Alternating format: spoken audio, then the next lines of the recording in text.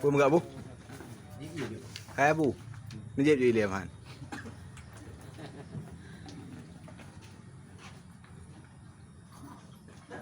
Kan kada habis nejep. Nya ia Perancis ya, Bu. Ia Perancis. Perancis yang hina Nabi Muhammad. Oh. Dia belum.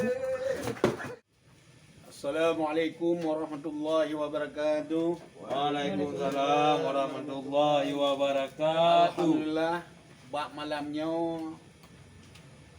ulun kalun sambung masalah perkara pediulam mengenai Presiden Perancis yang dihina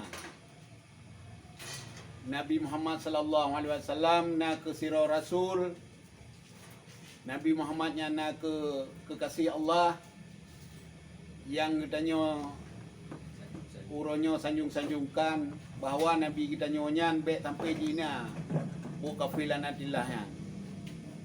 Jadi maka ji bah malamnya lo himbau kepada orang Islam madum, orang mukmin, orang yang beriman bahawa penghinaan kepada terhadap Nabi kita nyonya kita sama-sama tak kutuk kepada awannya.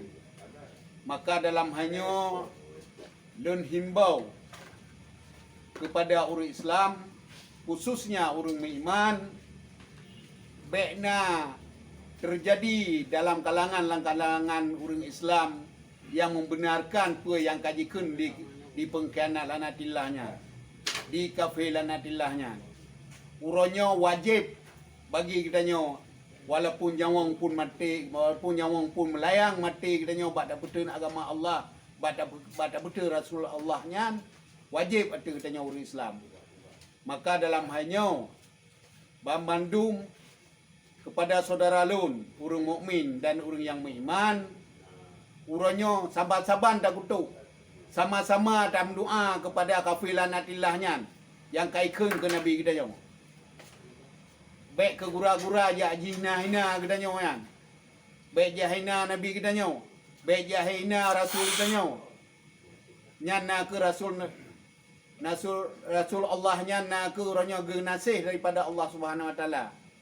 Baik kita nyo tak pegah boboh ye lagi kafir lanatillahnya. Maka dalam halnya lun himbau segala kepada masyarakat, kepada umat Muhammad yang kagema kudra orangnya sebagai umat Muhammad, katanya wajib orangnya tak kutuk kepada kafir lanatillahnya. Amin ya rabbal alamin.